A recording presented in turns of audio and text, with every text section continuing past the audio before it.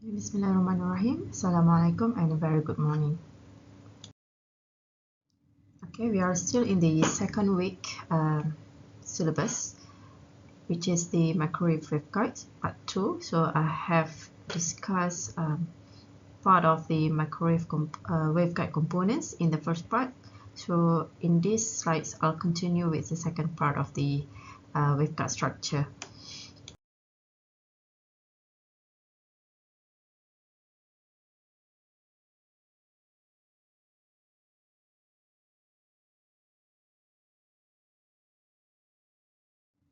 Okay, so today we are about to discuss on planar transmission line.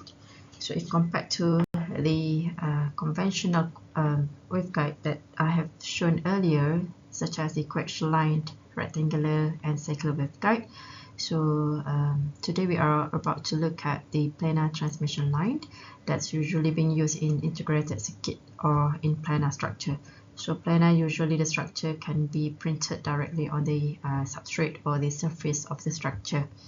So the advantages of this planar transmission line is low profile and lightweight, and it miniaturization of microcircuit, meaning that you can produce a smaller structure if compared to using a conventional structure, and easy fabrication since the material or the structure can be printed directly on the board, and it is tinned, and using thin film technology and photolithography, and it allows control characteristic impedance of transmission lines, since we can vary the size, the width, the dimension of the structure easily if compared to the conventional waveguide. However, the disadvantages of the planar transmission, its limited capability of handling high power, and it is lossy if compared to the conventional coaxial or rectangular or circular waveguide. And at higher frequencies above 20 GHz, the dielectric losses increase or is higher if compared to lower frequency, so that it limits the overall performance of the system. Right, so we are about to discuss on the microstrip line, strip line, and coplanar waveguide as an example of a planar transmission line. Okay, the first one is the microstrip line waveguide. So basically, the planar transmission line is part of the waveguide, but since it is printed on the substrate layer, so it is called a microstrip line or microstrip transmission line. Okay, the microstrip line is an electrical transmission line that can be fabricated using printed circuit board, and it is used to transmit microwave frequency signal. So the electromagnetic wave or the microwave frequency signal is traveling in between inhomogeneous medium. What does it mean? This is the microstrip line. It is being separated by a dielectric material and back with a ground plane. So you have a ground plane here, and here is your microstrip line, and this is the dielectric material. So the dielectric material could be the FR4 board, it's the standard PCB board, the Rogers, or even the textile material, so depending on the application. Okay, and the inhomogeneous, meaning that this material above here is air. Okay, it has different relative permittivity or dielectric constant if compared to the dielectric material. Okay, so the wave in microstrip line propagated through different property. Okay, for example, here the E field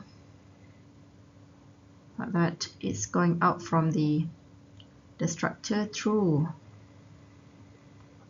the material, the air or the substrate.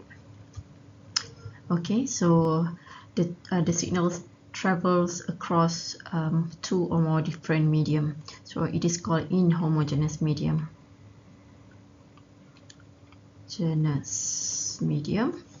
All right, so the relative or effective dielectric constant or permittivity epsilon r, basically representing the equivalent to homogeneous medium. Okay, so this one we consider the air and also the other materials involved in the signal propagation. Alright, so there, yeah, as mentioned, the microstrip line consists of conducting strip. Okay, this is the conducting strip separated by from a ground plane by a dielectric layer. Okay, these are examples of the microstrip line, in which you can see there's a line lies on the board. Okay, the board is basically the this is the dielectric material, probably the FR4 or the PCB board, and back with the ground plane. Okay, the ground plane usually having the same property as the strip line or the conductor. Okay, as in the rectangular and circular waveguide, so the dominant mode for the microstrip line is quasi TEM mode. Again, it is no TE10 or TE01 or TM10 mode. Okay, it is quasi TM mode. Okay, the figures show the 2D plot of field power density distribution of shielded microwave transmission line at 20 GHz, and the size of the structure or the microstrip line in terms of the width of the strip, the thickness of the insulating layer, PCB or ceramic. Okay, this is the dielectric materials, and the dielectric constant of the dielectric determine, okay, will affect the characteristic impedance of the microstrip line. So we are going to discuss in details in terms of the equation related to the Z0 in the next session. Okay, basically in the design process, you need to properly determine the width of the and the thickness of the microstrip line, so because it will control the how the field propagated and how what's the frequency for is it suitable for the targeted application, and how about the radiation and etc. Okay, the slide summarizes the equation related to determining or calculating the width of the microstrip line, which include the thickness, h, the relative permittivity, okay, the area, and etc. So each of these can be determined by the following equations, and the effective permittivity of the microstrip line due to different permittivity involved in the signal transmission, so can be simplified by using this equation. So basically that's the calculation has been made simpler by using a calculator. Okay, there's an online calculator in which you can use that calculator to calculate the dimension of the microstrip line, okay, prior to the design. So once you have all the dimensions, then you can use that values into your simulation tools or simulation software, and then you can simulate whether you can get the response or the frequency you are targeted on or not. Okay, the following equations 7 and 8 basically representing the characteristic impedance Z0 of the microstrip line and also the length of the microstrip line. Okay, so C here is the velocity of light in free space, so that's related to the wavelength of the targeted frequency band. Okay, additional information about microstrip transmission line.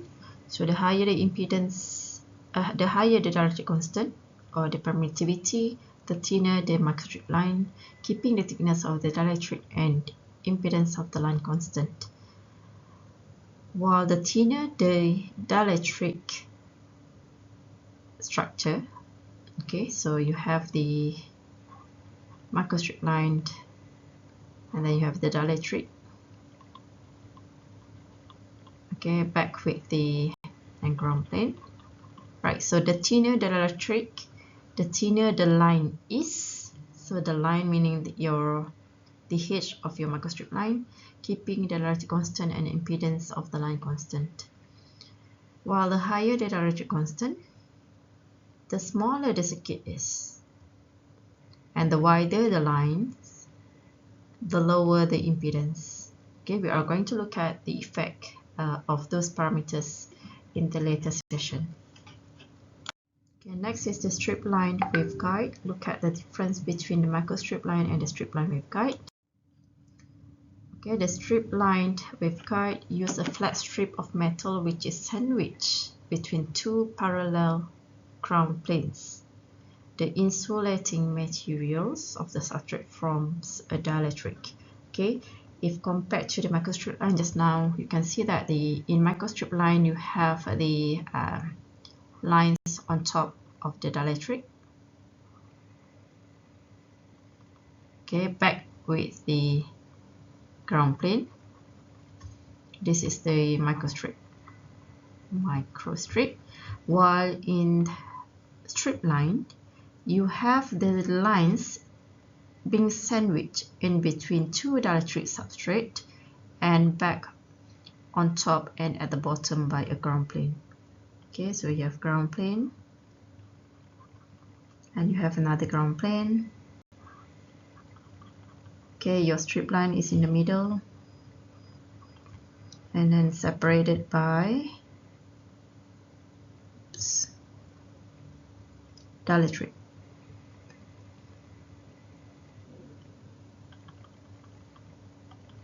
Okay, that's the difference between strip line and microstrip line. Okay, another type of the planar transmission line is the coplanar waveguide, or called CPW. Okay, in CPW, the structure is more or less the same as a microstrip line, but it includes three conductors separated by smaller gaps. Okay, you have three conductors, the first one, the center one, and the third one, that printed on the same side of the substrate. Okay, just like the microstrip line, hence it is called coplanar. Okay, the written conductors are separated from the central, so this is the central. The written conductors, meaning the first one and the third one, separated from the central track by a small gap, so G. Okay, the gap in between those conductors and also the central line. And then the electromagnetic wave carried by a coplanar waveguide exists partly in the dielectric substrate and partly in the air above it. Okay, so the E field traveling outward from the structure. Okay,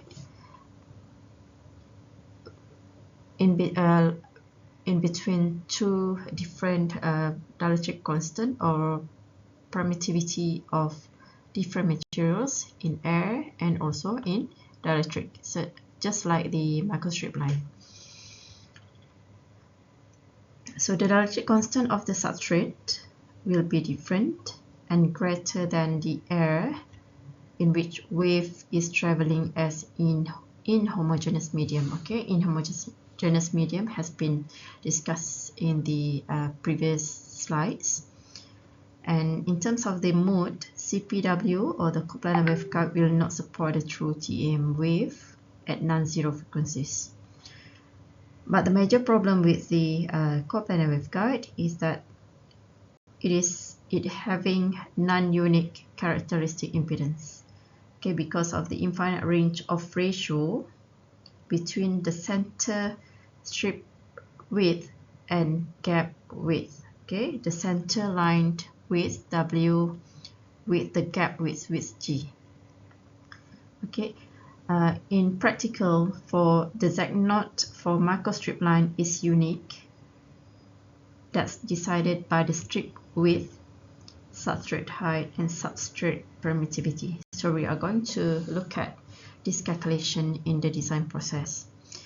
The advantages of the CPW or coplanar waveguide in comparison with microstrip: it is easier grounding or surface mounted, it's lower fabrication costs, reduced dispersion and radiation losses, and photolithographically defined structures with relatively low dependency on substrate thickness.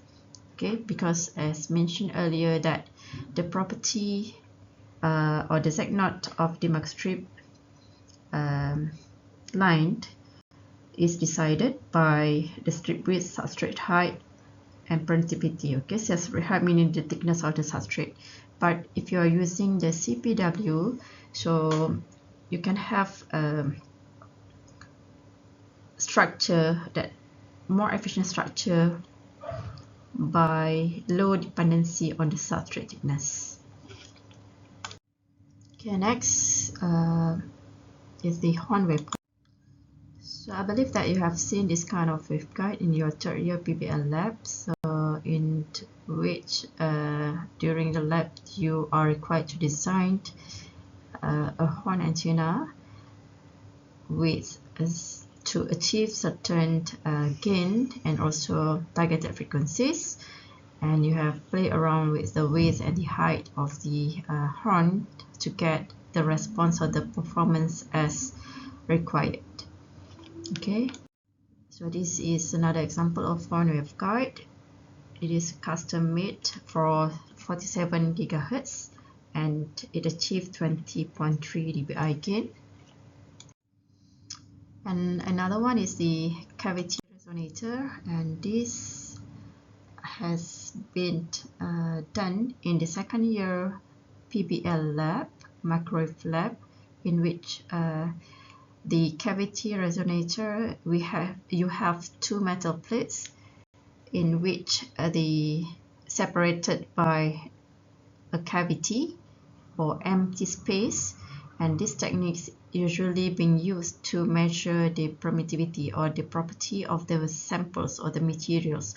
For example, in the second year lab, I think EMT lab, there's a hair fiber materials that being placed in between the cavity, okay, inside the empty space cavity, so that the property or the relative constant and the conductivity of the hair fiber can be determined by measuring the permittivity by supplying the current and also voltage across the cavity. Okay, so we are going to look at these examples later on. Okay, that's another examples of cavity resonators. Okay, the difference in the shape and the size of the structure depending on the samples you are about to measure and depending on the application it will be used on. Okay, that's another example of cavity resonators for different applications. Okay, this using the microstrip ring resonator, so where the samples is placed on top, so the property of the material can be determined.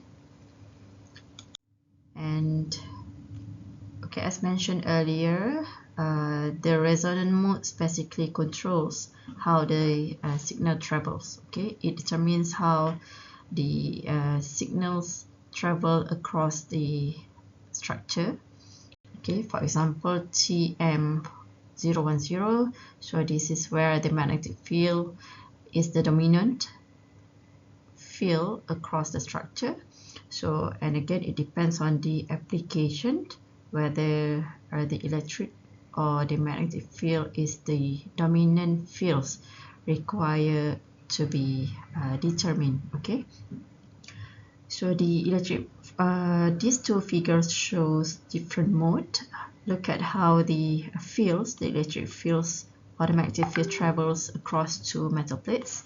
Okay, these two represents the cavity resonators, okay, in which the samples is placed in between the two metal plates so that the property or the constant, the relative constant of the materials can be determined.